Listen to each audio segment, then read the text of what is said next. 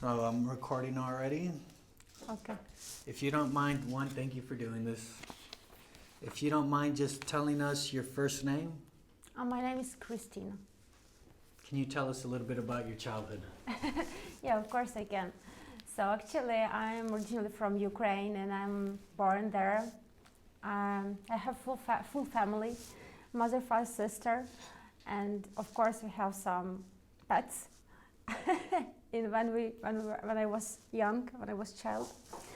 And what I like about my childhood is we worked a lot with my father, and he was pretty busy person because of work and so on. But the most interesting part were when we came to the museums.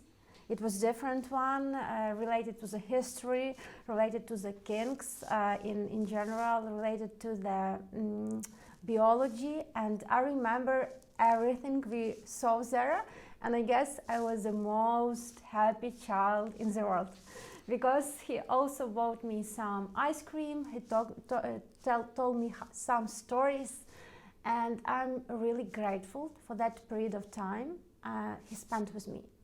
But somehow it's happening that he's thinking it was too short, it was not enough, and so on. The mic is up here. Oh. Is it? Huh? Do you think it needs to be? It's not There here. we go. That's good. Yeah, better? maybe have your hair behind Okay. your. So we need to start again? Okay. No. No? So just where you left off. Okay, so, and he told me it's not enough. I mean, and the other good thing about my childhood, it was that I had a lot of friends. I was quite curious children, and I wanted just to go to any event I can to learn something. It was a dancing courses, it was journalism courses as well. It was some making with your hands, some preparing food and so on. So I liked it so much. And the other thing about my childhood, it was a bad one thing, that when I was around 12 years old, there was a need of my parents to buy a bigger house for us to live. So my father left us, and about 12 years we've not been together because he was working in another country. But it's a very typical story from people from Ukraine in my age. When it was 90s, it was common that some parents go to other countries like Spain or Poland or whenever, and just to earn the money. So it was my reality, and probably from that time the most bigger dream in my life was to buy my own property, never left my family. And actually it drives me a lot within after that years. Can you tell us a little bit more about your relationship with your dad and how that relationship felt for you? So nowadays they are quite good. We try to speak with each other, not every day, but quite often by the phone or video. But still, nowadays I understand that that 10, 11 years, where we were not together, they hurt me a little bit. Maybe even hurt me not so a little bit, but even maybe more much. But this is what my family faced, and we need to pay this to live better together, in a big apartments and so on. But still, I know that I like and love my father, and that actually he did his best during my childhood time, and even now, when I'm not in a good mood, or when maybe he is not in a good mood, we can have a talk, have a video call, and say each other some words of support, and that's good. I mean, it's not something not extraordinary, but it's something you say. So I love you, I'm here, how are you feeling, how was your day, what you cooked today, because he's a cooker, professional one. How is your mood, how was the work day, and maybe share some pieces of advice, and it's good. This is something that just happened, and I'm pretty happy that we have this kind of communication now, because when he was, let's say, 20 years old and he just came from the abroad, I was very angry. I was thinking, where you have been all these 10 years? Yeah, you brought me the presents, you brought me a lot of beautiful stuff, but actually everything I wanted you here, and this is it. But it was kind of exchange, yeah, when I give you a present because I cannot give you my time for now. And now we like evaluating this time, I guess, more and more. But the same, it took me a lot of time, maybe years, just to understand that this situation and maybe forgive something, yeah, from my childhood time to my father. I guess so. What about your relationship with your mom and how that felt for you? I think that with my mom, I've been all the time in my life, yeah, because we all time been together. They are good, they are pretty calm, and probably she is the most supportive person for me. I would not say she's always on my side. Probably she's more critical one, but I know that I love her, she loves me, and nowadays we try to communicate as all, like, both adults. Like, not I'm your mother big and you're my child small. We try just to communicate in this way, and I would say that she did a lot within all the time that she been with me as my sister, and our father been there abroad, and somehow they handled to grow up as both like good people in general. I mean, with some goals, with some ambitions, with a good education, with ability to rely on ourselves. Yeah, it's important. So I appreciate it. And of course, there is something I would prefer to change, but it will not happen. So I just try to look at my father and mother like the person who did their best in their cases, what they can. And nowadays, from my side, when I'm older, when I have a job and maybe not a lot of opportunities, but I can create them for myself. I try to do something for them, to make them happier, to buy something, to spend time, to hug, and so on. I mean, this is kind of exchange when I nowadays look on my parents like for very close people for me, and try to do something good for them for that time that they like grow up us. What's the biggest thing you learned from your parents?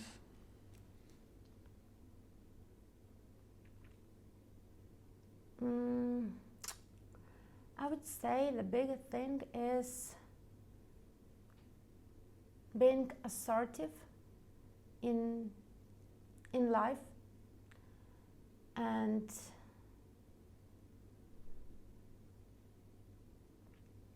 probably being honest. Sometimes, yeah, it's true. Can you tell us about your first love and how that felt? And it's whatever you associate as your first love, so it can be a person, place, thing, whatever comes to mind. Yeah, it was at school at time when I was a teenager. This was a very beautiful boy, and he was very smart as well.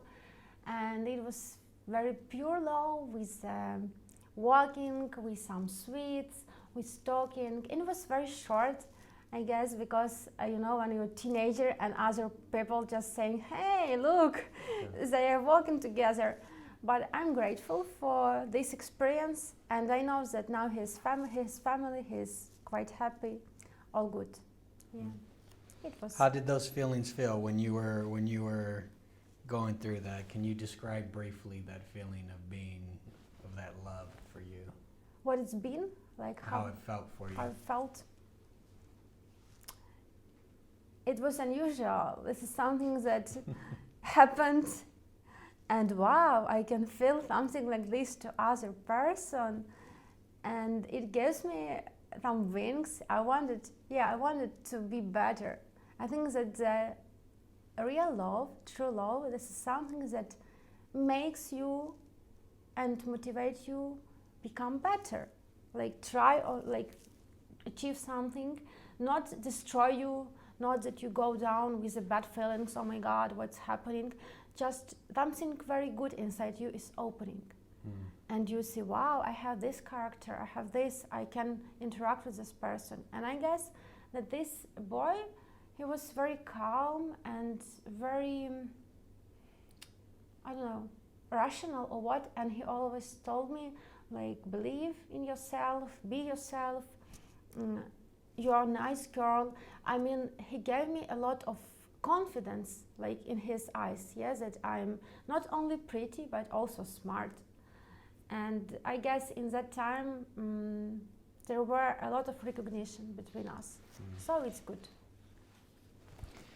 Can you tell us about your first loss or heartbreak and how that felt? And it's the same thing, whatever you associate with your first loss or heartbreak. My first loss. I would say this happened when I was 25 years old, and the doctors said me a very hard autoimmune disease. I don't remember the exact name, but the case was that once I can do everything with my body, the older I became, the worse situation happened with my body, so I cannot action at all. I just lying. And they gave me this subscription, like that you will live with it. And that time, when I was 25, I just felt that I lost something important in my life that even cannot happen, because it's a future. Yeah, they say in the future you will be disabled. And it was shock. It was definitely shock. And I remember my day in a doctor cabinet at the time, and I told them it's not true. It's wrong. It cannot be so. Because I don't feel so. I have some problems with health, but not so serious to become disabled in all my life. So it was the first loss that maybe, like a feeling that maybe I will lost my life in the way I see it. How did you deal with that? I didn't believe, and I took a lot of analysis and checked my body from all perspectives, and they not confirmed. In a couple of months they say, yeah, it was a false. But it was surprising, because the doctor that gave this diagnosis was very prominent person, very trustworthy. And I was surprised. Still, in the years they found something else, but it was not so. It is still with me, and it will be with my life, in my life, but it's not so serious. It's also autoimmune disease. Who would you say first taught you what love is and how?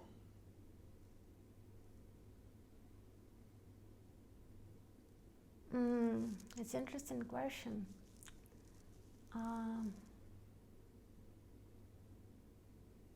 I would say that the best teachers in my life, and also in perspective of love, it's my friends. I have a lot of friends, and all time they show me with the action that what love is, that it's always an action. It's not that, of course, the nice words, the sweet words are important. What we say, how we communicate, how we recognize other. But the most visible thing that you can evaluate is an action. And all time, I just remember, this is a word of my friend. She's living now in Germany, and all time she tell me, so if you do something for the other person, I mean, maybe your boyfriend, girlfriend, whatever, husband, wife, but usually you not only tell them, you do something. You bring some food, maybe, yeah. You maybe travel together somewhere, but you do something. You take your time and also your money, your resources to make something, to make an action. And I think that this is love, is when we do an action for other. What's how do you describe love in your very own words? In my very own words, Yeah, in your own words. I would say it's something warm. As a love is something warm. It's something very stable.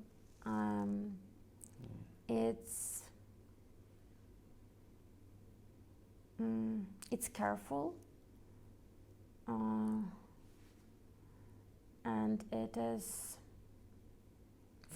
not fundamental, but when you feel that you are safe, and when you can show it's safe, this safety for other person. What's a good day look like for you? It's every day. It's every day. Like, good day for me, it's every day. It's really. It has a story under it. When I was 29 or 30 years old, my mother shared with me a story that before I born, there been a big risk to do abortion because of her health. And I remember she was very worried about it because it was kind of her second try to have a baby. And the first one was not successful. And when I was 29 years old, I was in a bad mood. We was sitting in a cafe with my mother, and I told, oh, this is not good, a lot of problems, blah, blah, blah. And she was all time watching at me, and then she started sharing the story. So when she was pregnant, there was a risk that maybe they will do abortion to keep her health condition in a normal way. And she told me that it was already agreed to have this abortion. She came to the cabinet, but before it, she told me she prayed a lot to make something change this situation, to make her help to doctor maybe change decision or maybe try a little bit more for her to born me.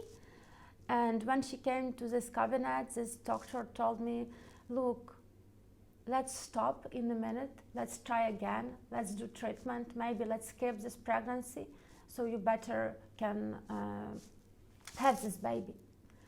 And when my mother told me, actually I was crying a lot because I was sitting and look, Christina, you're 29 years old and it's big life ahead. And for example, if you could not born, you could not see anything of it. And I really like every day of my life, every day. Even if something goes wrong, I know that I can see it, I can experience it, I can take it, and I'm grateful. And it changed when I heard this story. And that's why, since that day, I'm grateful for every day in my life. What's a person or an event that shaped you, good or bad? What's it mean? No, a person in your life or an event in your life that has shaped you. Shaped me? Or yeah, that has helped build your character, or that has helped. I think it was a person. It's my grandfather. It's my mother's father, and he was from scouting. He was also living in the Second War, and had a lot of challenges because of it. But he had very strong character, and he's probably the person who grew me up in a manner it should be, to love my country, to love people in my country as well, to be kind of this person. I think it's my grandfather, and I miss him so much because he is not with us now. What inspires you? I would say that the most inspirational thing for me is the sea, an ocean. I like a big water. I can I can swim, I can be there. This is it. What's been a humbling experience for you? What's been humbling? Like, what in life has given you humility? What has humbled you? What brings you down to earth? What brings me down to earth? Yeah, like humility. Do you know the word? Mm-mm. Okay.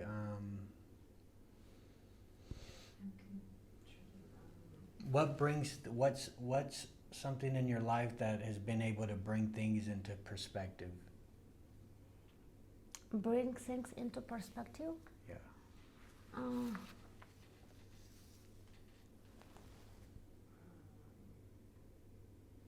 You try to translate to Ukraine?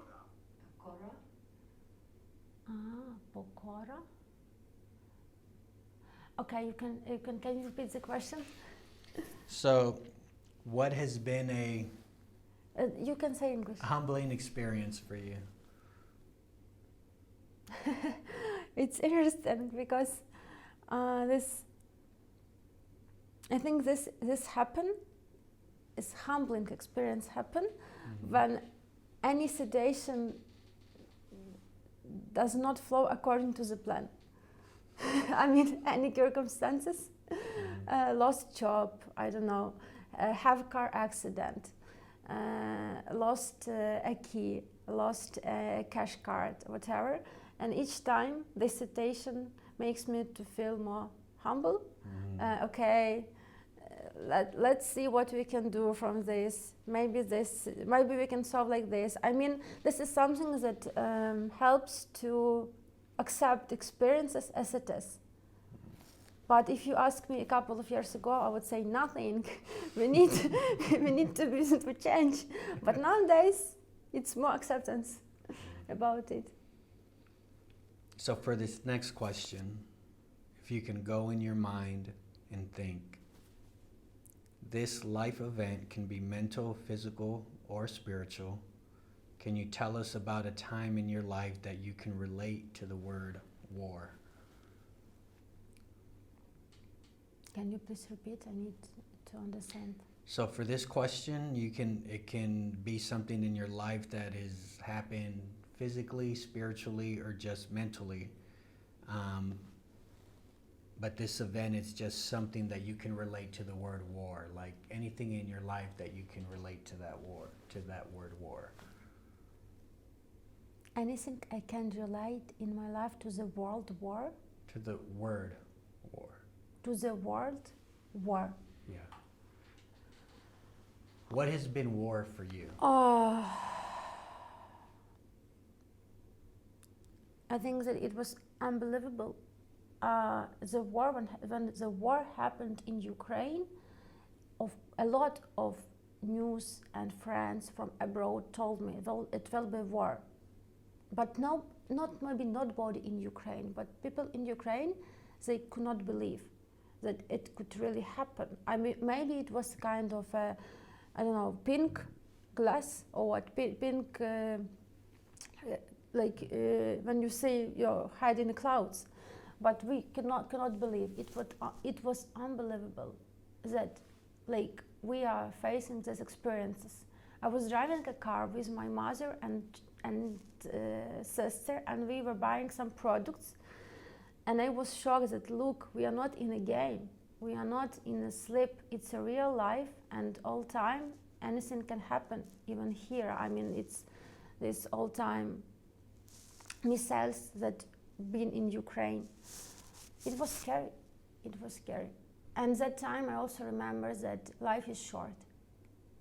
That life is short. It's better to take it, to experience it, not to postpone. I think that when the war in Ukraine started, especially people in Western Ukraine were being more safe comparatively to the Central or Eastern Ukraine, they started to doing some their dreams, because they realized that maybe tomorrow it finished. So why to postpone? Why to wait? It was unbelievable, it was scary, but in the same time it was a push that if you do not live today, then when will you live? Maybe you will lose everything tomorrow. It was changing thing. I mean, because you realize that you have house, you can have car, you have some money, but you can lose it, any. So why to postpone everything you want? That's better to try. And a lot of people started doing it. Is your family still in Ukraine? Yes, they decided. My family didn't, my mother and sisters, they didn't want to left Ukraine. My father cannot do it because he's younger than 62 years old and he is military responsible, if any. And mother told me there is no reason to go without him because they already have not been together 11 years. Why do it again? Yeah. And the reason I left Ukraine was very simple. I was thinking about my autoimmune system, about my disease, and I was thinking that in the future I won't have kids. I need to be more or less calm in a normal environment. So I decided it could be important to have healthy kids. It's important for me, and to be healthy, because in other case probably I would stay. But I was thinking about the future. Yeah. How do you deal with the whole situation personally? When the war started, you mean? Yeah, like how do you deal with it positively now, like with your family still in Ukraine and you here and just the whole dynamic? I accept it. I mean, because it's their decision. Mother and sister could leave, but they didn't want to, and it's okay because they didn't want. We tried to meet each other, maybe one time, couple of months. Our plan to go to Ukraine. It's a little bit scary when you are in your home, and there is alarm, and you need to go to the shelter. It's scary, but you get used. And now here I try to look on this place that something is unplanned, but still I found a new job. I found a new people with whom we work. They are partially from Ukraine and the company is international. And I just try to do locally what I can. I try donate also to Ukraine, but still I pay taxes in Poland. It's a little bit new. And talk with my family, not every day, but often. Talk with my friends. I miss them. And in some part of me believes that when we will win, but I believe that Ukraine will win, because we will not say in Ukraine when it will finish. We say when we win the war, I can come there and then decide where to live, to stay in Ukraine, live abroad, how it will be.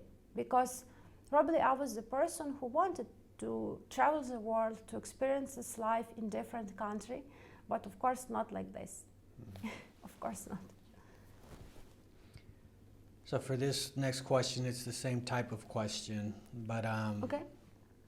I'll ask it in a different way. Okay. What is the most peaceful moment you've had, or what is peace to you?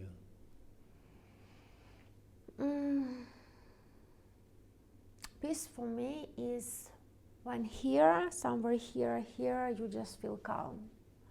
What never happened, you rely something inside you. You rely on your, let's say, family tree in a very big manner. Yeah, you know that, like, yeah, you are alone, you are a person living your life, but as you mentioned in your stories, that we are all one story. I mean, we are all close because we are people. Mm-hmm. And it's interesting, but maybe a couple of months ago, when I moved to Poland, I did one practice from Louisa Hay about the spiritual thing, and there was a practice that we are all together. And I was thinking, oh my God, really, we are not together. It's not true. But I remember it was a bus stop, and I was sitting, and it was a couple of minutes that I truly felt it. I was very related, like, to the universe. I don't know, it was very strong energy inside me just raised up, and I felt that actually this woman she's very close. it's okay to talk, maybe to exchange. It was very powerful, and it was the feeling that whenever you are in the world, you're never alone. There are always people that you can be with, talk with, communicate with, and this always happening. I mean, no one from us is never alone. But it was kind of inside, and it was, wow, this practice works. I was surprised. What's the hardest thing you've been through, and how'd you get through that?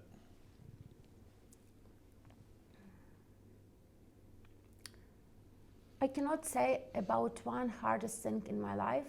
I would say that there were a lot of situations in my personal life, professional life, health life related to my family that taught me a lot of hard stuff.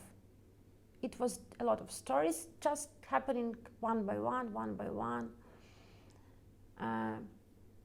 Even starting that we were living in a small flat with my family in just one room. This is it for maybe 12 years. It's a lot.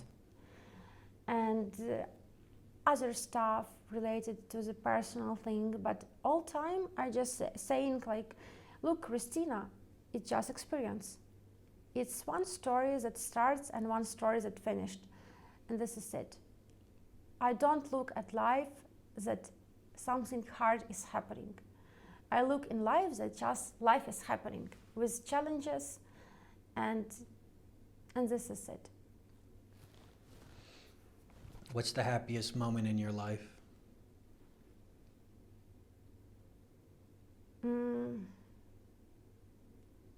There are two things. The one thing, it was when my sister was born, because I was waiting for the baby, and she is younger, and I was waiting for her. I was very thankful that my parents decided to have one more baby. And the second part was when I first time came to Dubai. I was impressed of everything there, and especially of the warm weather. That is important for me, for my health. And I was impressed how people built from nothing a lot. I mean, built all the community, built places, and so on. I think it's the word two things. What keeps you up at night? What keeps me Up at night. What's mean? Like when you're going to sleep, do you have any thoughts that keep you awake, or any worries or any ideas before you go to Okay. sleep? So when I go to sleep, I never thinking about how the day was. I don't know, just no. But I'm thinking that tomorrow is a new day, a new opportunity, and a new approach to experience life. This is it. What keeps you going every day? I would say that keeps me going in my life, it's developing strange characteristics inside me and show up in the life, and probably something I want to do and I want to open is to become a leader, at least within my organization. This is something that inspires me and makes me learn, work, and start again and again. Imagine you're in the hospital today with only hours to live. What would be your regrets, if any?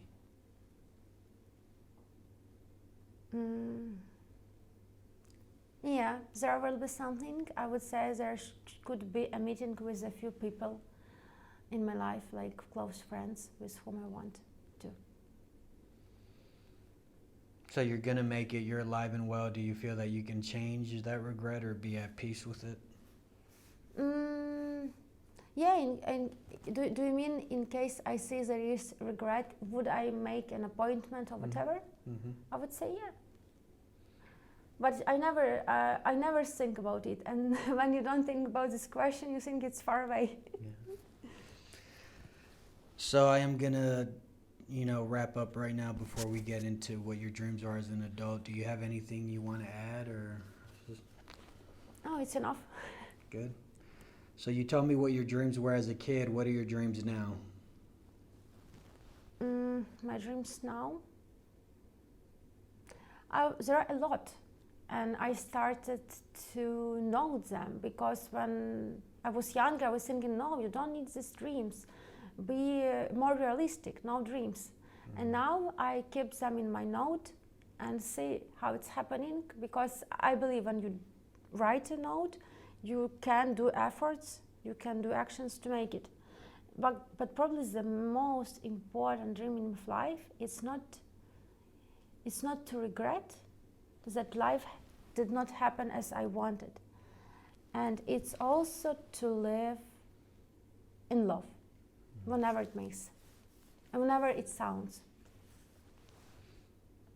You're the co-author of your life story. What's your picture perfect ending? And it's not the end of your life. It's as if, your life was a movie or a book. What's that fairy tale last scene? Wow, it's interesting.